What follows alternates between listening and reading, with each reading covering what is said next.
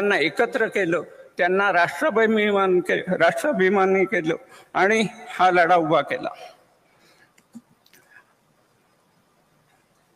त्यावेळे स्वराज्य जेव्हा लोकमान्य म्हणत होते तेव्हा ते दरवेळेला लोकशाही क्षण आलेला आहे.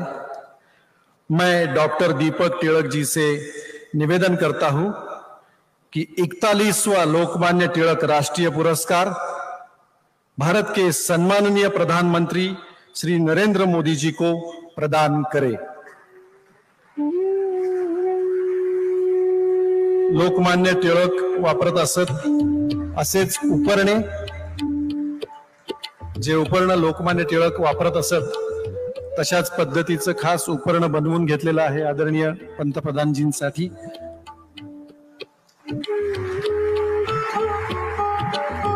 लोकमान्य तिलक जी की पहचान पुणेरी पगड़ी और लोकमान्य जी का उत्तरीय, त्याचप्रमाणे सम्मान पत्र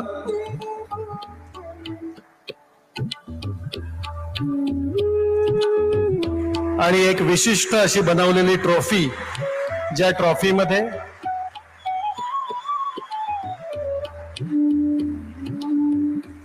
विशिष्ट ट्रॉफी, ज्या ट्रॉफीमध्ये आपण पाहू शकता श्रीमद भगवत गीता, त्याचप्रमाणे लोकमान्यांची पगडी, केसरीचा पहिला अंक आणि लोकमान्यांची प्रतिमा.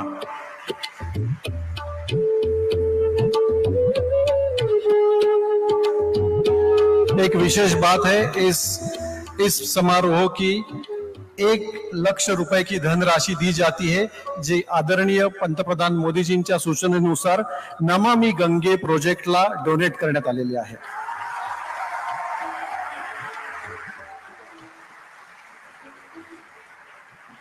लोकमान्य तिलक राष्ट्रीय पुरस्कार से सम्मानित हुए आदरणीय प्रधानमंत्री श्री नरेंद्र मोदी जी, जिनके कार्य एवं विचार हमारी प्रेरणा है.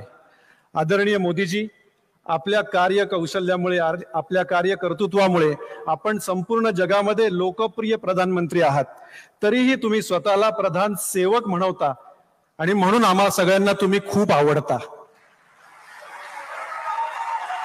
मैं आपसे प्रार्थना करता हूं, इस शुभ अवसर पर आप आपके मन की बात कहे. जी.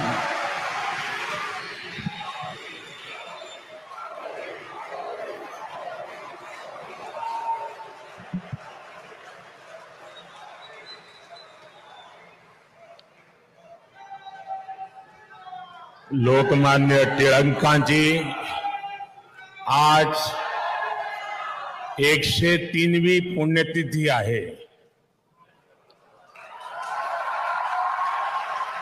देशाला अनेक महानायक देण्याच्या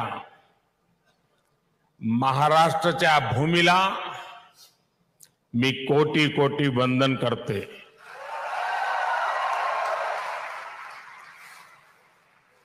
कार्यक्रम में उपस्थित आदरणीय श्री शरद पवार जी, राज्यपाल श्रीमान रमेश बैस जी, महाराष्ट्र के मुख्यमंत्री श्रीमान एकनाथ शिंदे जी, उप मुख्यमंत्री श्रीमान देवेंद्र फडणवीस जी, उप मुख्यमंत्री श्रीमान अजित पवार जी,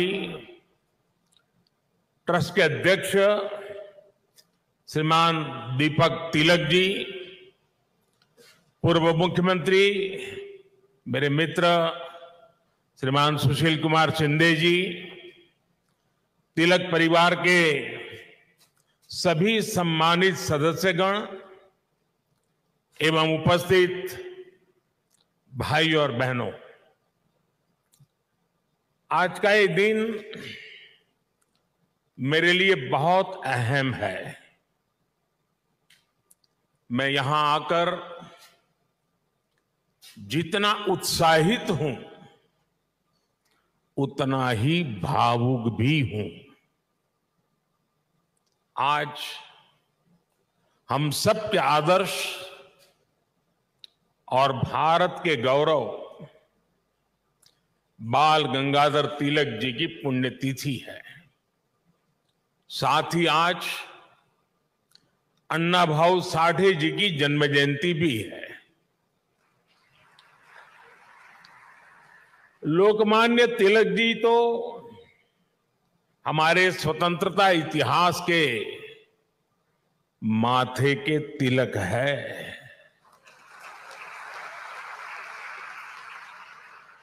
साथ ही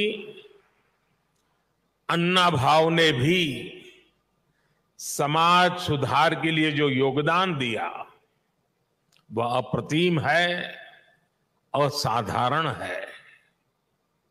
मैं इन दोनों ही महापुरुषों के चरणों में श्रद्धापूर्वक नमन करता हूं। आज या महत्वाच्या दिवशी मला पुण्याच्या या पावन भूमीवर महाराष्ट्राच्या धर्तीवर येण्याची संधी मिळाली, हे माझे भाग्य आहे।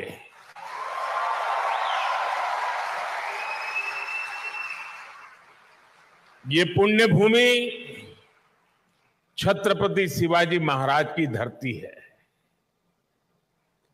ये चाफेकर बंधुओं की पवित्र धरती है।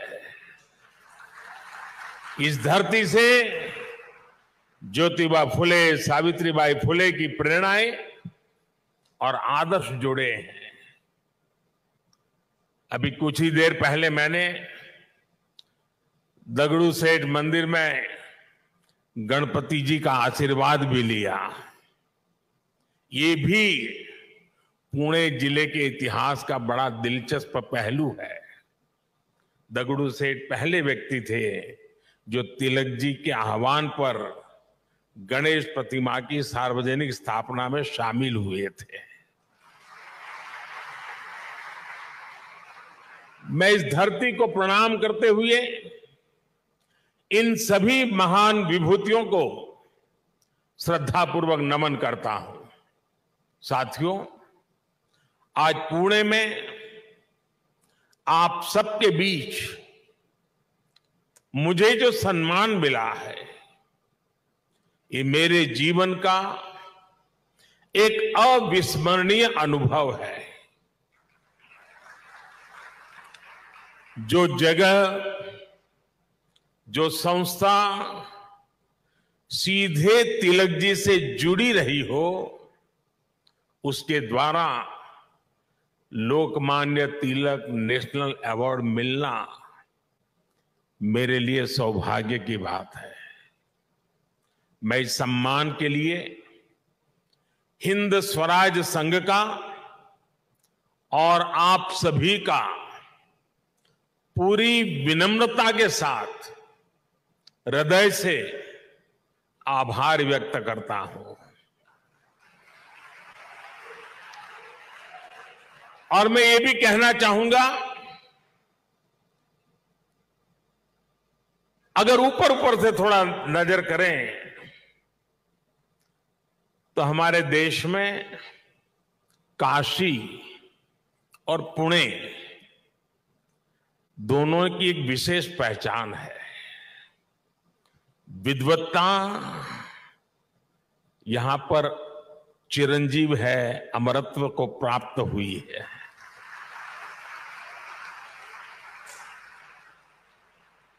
और जो पुणे नगरी विद्वत्ता की दूसरी पहचान हो, उस भूमि पे सम्मानित होना जीवन का इससे बड़ा कोई गर्व और संतोष की अनुभूति देने वाली घटना नहीं हो सकती है। लेकिन साथियों, जब कोई अवार्ड मिलता है तो उसके साथ ही हमारी जिम्मेदारी भी बढ़ जाती है।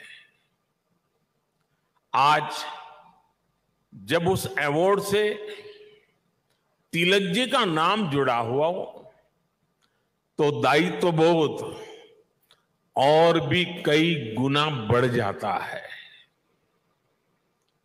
मैं लोकमान्य तिलक नेशनल अवार्ड को 140 करोड़ देशवासियों के चरणों में समर्पित करता हूं।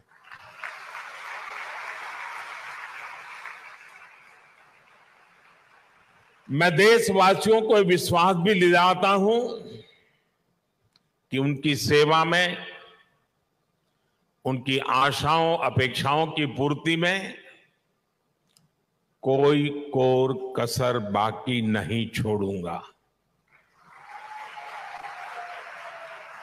जिनके नाम में गंगाधर हो, उनके नाम पर मिले इस अवार्ड के साथ जो धनराशि मुझे दी गई है वो भी गंगा जी को समर्पित कर रहा हूं। मैंने पुरस्कार राशि नमामि गंगे परियोजना के लिए दान देने का निर्णय लिया है।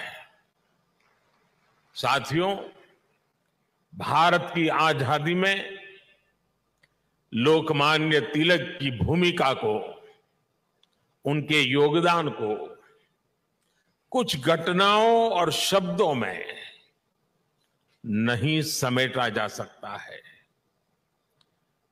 तिलक जी के समय और उनके बाद की स्वतंत्रता संग्राम से जुड़ी जो भी घटनाएं और आंदोलन हुए, उस दौर में जो भी क्रांतिकारी और नेता हुए, तिलक जी की छाप सब पर थी, हर जगह थी। इसलिए खुद अंग्रेजों को भी तिलक जी को the father of the Indian unrest कहना पड़ा था। तिलक जी ने भारत के स्वतंत्रता आंदोलन की पूरी दिशा ही बदल दी थी। जब अंग्रेज कहते थे कि भारतवासी देश चलाने के लायक नहीं है, तब लोकमान्य तिलक ने कहा कि स्वराज्य हमारा जन्मसिद्ध अधिकार है। अंग्रेजों ने धारणा बनाई थी कि भारत की आस्था, संस्कृति, मान्यताएं, ये सब पिछड़ेपन का प्रतीक है। लेकिन तिलक जी ने इसे भी गलत साबित किया। इसलिए भारत के जनमानस ने न केवल खुद आगे आकर तिलक जी को लोकमान्यता दी, बल्कि लोकमान्य का खिताब भी दिया। और जैसा अभी दीपक जी ने बताया, स्वयं महात्मा गांधी ने उन्हें आधुनिक भारत का निर्माता भी कहा। हम कल्पना कर सकते हैं कि तिलक जी का चिंतन कितना व्यापक रहा होगा, उनका विजन कितना दूरदर्शी रहा होगा। साथियों, एक महान नेता वो होता है जो एक बड़े लक्ष्य के लिए न केवल खुद को समर्पित करता है, बल्कि उस लक्ष्य की प्राप्ति के लिए संस्थाएं और व्यवस्थाएं भी तैयार करता है। इसके लिए हमें सबको साथ लेकर आगे बढ़ना होता है, सबके विश्वास को आगे बढ़ाना होता है। लोकमान्य तिलक के जीवन में हमें ये सारी खूबियां दिखती हैं। उन्होंने अंग्रेजों ने जब उन्हें जेल में डाला, उन पर अत्याचार हुए, उन्होंने आजादी के लिए त्याग और बलिदान की पराकाष्ठा की। लेकिन साथ ही उन्होंने टीम स्पिरिट के, सहभाग और सहयोग के अनुकरणीय उदाहरण भी पेश किए। लाला लाजपत राय और बिपिन चंद्र पाल के साथ उनका विश्वास, उनकी आत्मीयता भारतीय स्वतंत्रता संग्राम का स्वर्णिम अध्याय है। आज भी जब बात होती है तो लाल बाल पाल के तीनों नाम एक त्रिशक्ति के रूप में याद किए जाते हैं। तिलक जी ने उस समय आजादी की आवाज को बुलंद करने के लिए पत्रकारिता और अखबार की अहमियत को भी समझा। अंग्रेजी में तिलक जी ने, जैसा शरद राव ने कहा, द मराठा साप्ताहिक शुरू किया। मराठी में गोपाल गणेश अगरकर और विष्णु शास्त्री चिपलुंकर जी के साथ मिलकर उन्होंने केसरी अखबार शुरू किया। 140 से भी ज्यादा समय से केसरी अनवरत आज भी महाराष्ट्र में छपता है, लोगों के बीच पढ़ा जाता है। ये इस बात का सबूत है कि तिलक जी ने कितनी मजबूत नींव पर संस्थाओं का निर्माण किया था। साथियों, संस्थाओं की तरह लोकमान्य तिलक ने परंपराओं को भी पोषित किया। उन्होंने समाज को जोड़ने के लिए सार्वजनिक गणपति महोत्सव की नींव डाली। उन्होंने छत्रपति शिवाजी महाराज के साहस और आदर्शों की ऊर्जा से समाज को भरने के लिए शिव जयंती का आयोजन शुरू किया। ये आयोजन भारत को सांस्कृतिक सूत्र में पिरोने के अभियान भी थे और इनमें पूर्ण स्वराज की संपूर्ण संकल्पना भी थी। यही भारत की समाज व्यवस्था की खासियत रही है। भारत ने हमेशा ऐसे नेतृत्व को जन्म दिया है जिसने आजादी जैसे बड़े लक्ष्यों के लिए भी संघर्ष किया और सामाजिक बुराइयों के खिलाफ नई दिशा भी दिखाई। आज की युवा पीढ़ी के लिए यह बहुत बड़ी सीख है। भाइयों और बहनों, लोकमान्य तिलक इस बात को भी जानते थे कि आजादी का आंदोलन हो या राष्ट्र निर्माण का मिशन, भविष्य की जिम्मेदारी हमेशा युवाओं के कंधों पर होती है। वो भारत के भविष्य के लिए शिक्षित और सक्षम युवाओं का निर्माण चाहते थे। लोकमान्य में युवाओं की प्रतिभा पहचानने की जो दिव्य दृष्टि थी, इसका एक उदाहरण हमें वीर सावरकर से जुड़े घटनाक्रम में मिलता है।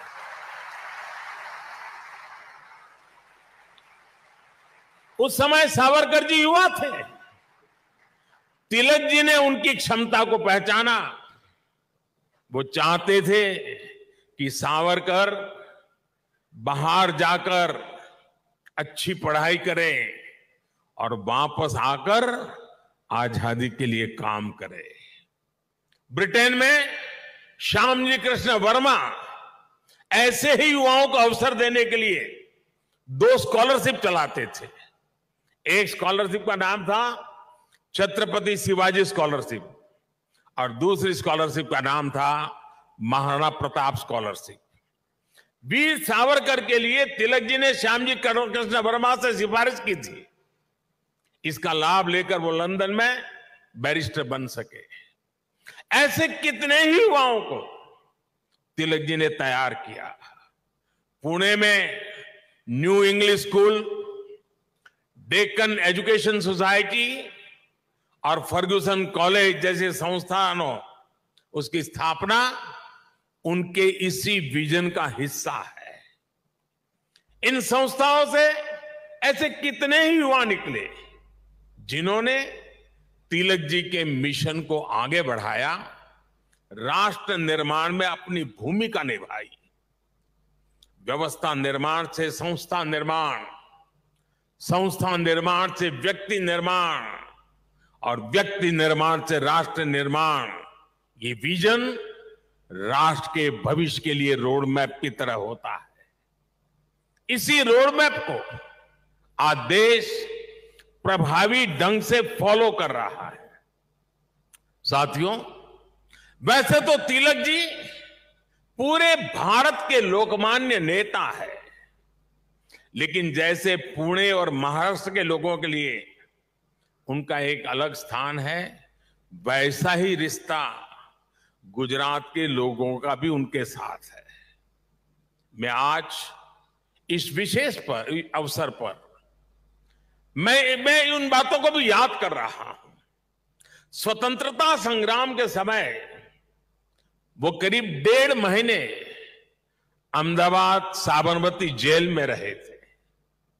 इसके बाद 1916 में तिलक जी अहमदाबाद आए और आपको जानकर के खुशी होगी, उस समय जब अंग्रेजों की पूरी तरह जुल्म चलते थे, अहमदाबाद में तिलक जी के स्वागत में और उनको सुनने के लिए उस जमाने में 40,000 से ज्यादा लोग उनका स्वागत करने के लिए आए थे।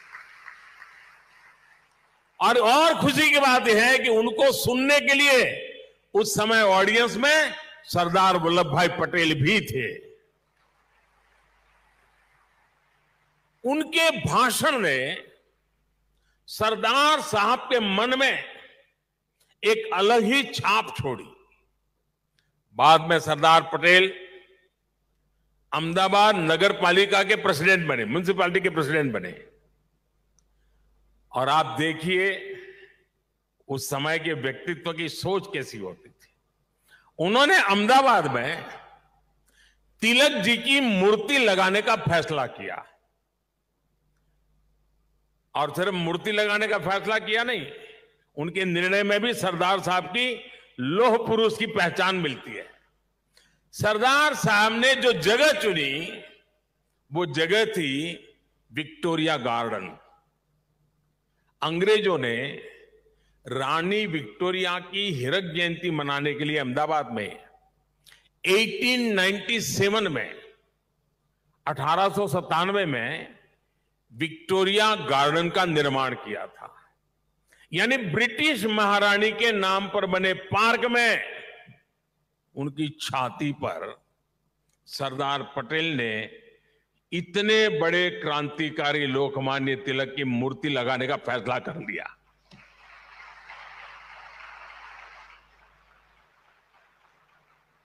और उस समय सरदार साहब पर इसके खिलाफ कितना ही दबाव पड़ा, उन्हें रोकने की कोशिश हुई, लेकिन सरदार तो सरदार थे।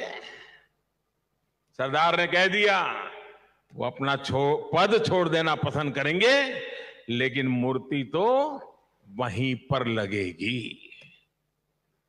और वो मूर्ति बनी और 1929 में उसका लोकार्पण महात्मा गांधी ने किया। अहमदाबाद में रहते हुए मुझे कितनी ही बार उस पवित्र स्थान पर जाने का मौका मिला है और तिलक जी की प्रतिमा के सामने सर झुकाने का अवसर मिला है। वो एक अद्भुत मूर्ति है जिसमें तिलक जी विश्राम मुद्रा में बैठे हुए हैं। ऐसा लगता है जैसे वो स्वतंत्र भारत के उज्जवल भविष्य की ओर देख रहे हैं। आप कल्पना करिए, गुलामी के दौर में भी सरदार साहब ने अपने देश के सपूत के सम्मान में पूरी अंग्रेजी हुकूमत को चुनौती दे दी थी। और आज की स्थिति देखिए, अगर आज हम किसी एक सड़क का नाम भी किसी विदेशी आक्रांता की जगह कर बदलकर भारतीय विभूति पर रखते हैं तो कुछ लोग उस पर हल्ला मचाने लग जाते हैं।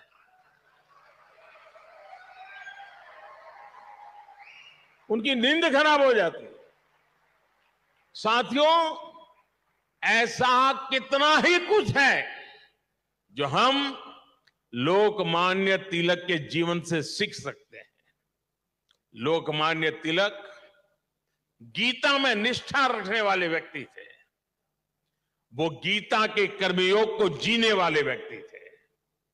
अंग्रेजों ने उन्हें रोकने के लिए उन्हें भारत के दूर पूरब में मांडले की जेल में डाल दिया, लेकिन वहां भी तिलक जी ने गीता का अपना अध्ययन जारी रखा।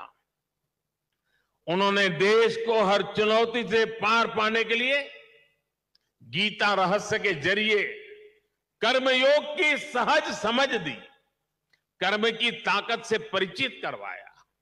साथियों, बाल गंगाधर तिलक जी के व्यक्तित्व के एक और पहलू की तरफ मैं आज देश के युवा पीढ़ी का ध्यान आकर्षित करना चाहता हूं। तिलक जी की एक बड़ी विशेषता थी कि वो लोगों को खुद पर विश्वास करने के बड़े आग्रही थे और करना सिखाते थे।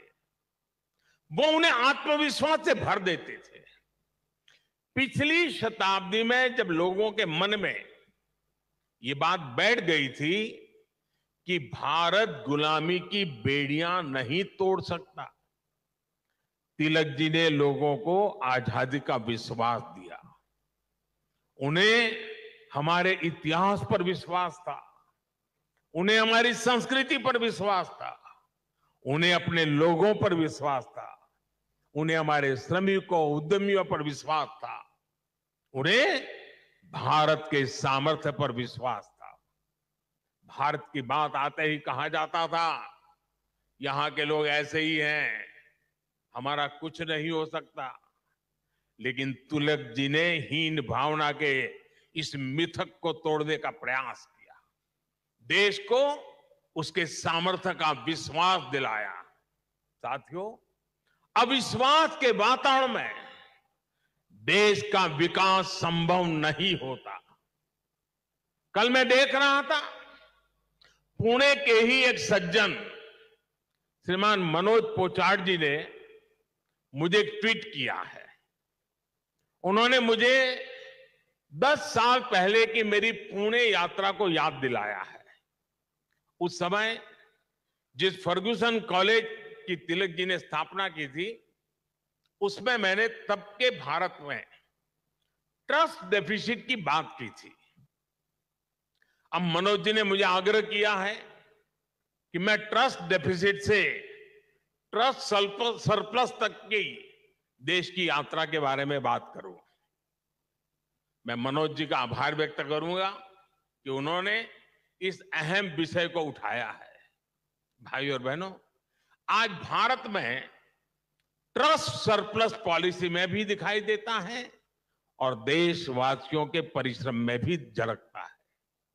बीते 9 वर्षों में भारत के लोगों ने बड़े बड़े बदलावों की नींव रखी, बड़े बड़े परिवर्तन करके दिखाए। आखिर कैसे भारत दुनिया की 5वीं सबसे बड़ी अर्थव्यवस्था बन गया? ये भारत के लोग ही हैं जिन्होंने ये करके दिखाया। आज देश हर क्षेत्र में अपने आप पर भरोसा कर रहा है और अपने नागरिकों पर भी भरोसा कर रहा है। कोरोना के संकट काल में भारत ने अपने वैज्ञानिकों पर विश्वास किया और उन्होंने मेड इन इंडिया वैक्सीन बनाकर दिखाई और पुणे ने भी उसमें बड़ी भूमिका निभाई। हम आत्मनिर्भर भारत की बात कर रहे हैं क्योंकि हमें विश्वास है कि भारत ये कर सकता है। हम देश के आम आदमी को बिना गारंटी का मुद्रा लोन दे रहे हैं क्योंकि हमें उसकी ईमानदारी पर, उसकी कर्तव्य शक्ति पर विश्वास है। पहले छोटे छोटे कामों के लिए आम लोगों को परेशान होना पड़ता था। आज ज्यादातर काम मोबाइल पर एक क्लिक पर हो रहे हैं। कागजों को अटैच करने के लिए आपके अपने हस्ताक्षर पर भी आज सरकार विश्वास कर रही है। इससे देश में एक अलग माहौल बन रहा है, एक सकारात्मक वातावरण तैयार हो रहा है और हम देख रहे हैं कि विश्वास से भरे हुए देश के लोग देश के विकास के लिए कैसे खुद आगे बढ़कर काम कर रहे हैं। स्वच्छ भारत आंदोलन को इस जन विश्वास ने ही जन आंदोलन में बदला। बेटी बचाओ बेटी पढ़ाओ अभियान को इस जन विश्वास ने ही जन आंदोलन में बदला। लाल किले से मेरी एक पुकार पर कि जो सक्षम हैं उन्हें गैस सब्सिडी छोड़नी चाहिए, लाखों लोगों ने गैस सब्सिडी छोड़ दी थी। कुछ समय पहले ही कई देशों का एक सर्वे हुआ था। इस सर्वे में सामने आया कि जिस देश के नागरिकों को अपनी सरकार में सबसे ज्यादा विश्वास है, उस सर्वे ने बताया उस देश का नाम भारत है। ये बदलता हुआ जनमानस, ये बढ़ता हुआ जनविश्वास भारत के जन जन की प्रगति का माध्यम बन रहा है। साथियों, आज आजादी के 75 वर्ष बाद देश अपने अमृतकाल को कर्तव्य काल के रूप में देख रहा है। हम देशवासी अपने अपने स्तर से देश के सपनों और संकल्पों को ध्यान में रखकर काम कर रहे हैं। इसलिए आज विश्व भी भारत में भविष्य देख रहा है। हमारे प्रयास आज पूरी मानवता के लिए एक आश्वासन बन रहे हैं। मैं मानता हूं कि लोकमान्य आज जहां भी उनकी आत्मा होगी वो हमें देख रहे हैं, हम पर अपना आशीर्वाद बरसा रहे हैं। उनके आशीर्वाद से, उनके विचारों की ताकत से हम एक सशक्त और समृद्ध भारत के अपने सपने को जरूर साकार करेंगे। मुझे विश्वास है हिंद स्वराज संघ तिलक के आदर्शों से जन जन को जोड़ने में इसी प्रकार आगे आकर के अहम भूमिका निभाता रहेगा। मैं एक बार फिर इस सम्मान के लिए आप सभी का आभार प्रकट करता हूं। इस धरती को प्रणाम करते हुए, इस विचार को आगे बढ़ाने में जुड़े हुए सबको प्रणाम करते हुए मैं मेरी वाणी को विराम देता हूं। आप सबका बहुत बहुत धन्यवाद।